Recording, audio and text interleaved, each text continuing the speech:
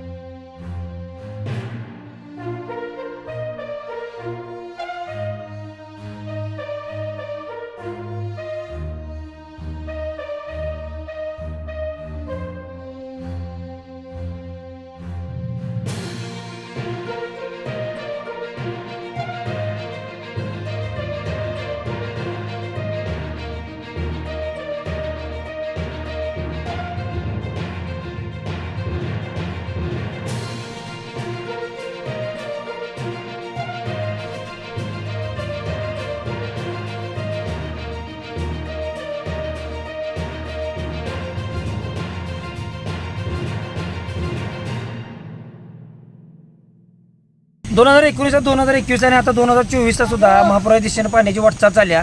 दरवेळी महाराष्ट्र सरकार हे आलमटीकडे बोट करून कारण दाखवते की पाण्याचा विसर्ग चालू आहे, पाणी सोडलेलं नाही किंवा बाकीच्या गोष्टी। तर महाराष्ट्र सरकारने याबद्दल कुठलंही कठोर पाऊल उचललेलं नाही, स्वतःची कुठलीही अंमलबजावणी, स्वतःची काही उपाययोजना केलेली नाही। त्यामुळं हा पुराचा जो फटका आहे ते बसतोय। तर महाराष्ट्र सरकारनं स्वतःची काहीतरी उपाययोजना करावी ही या पूर्वबाधित शेतकऱ्यांच्याकडून विनंती आहे।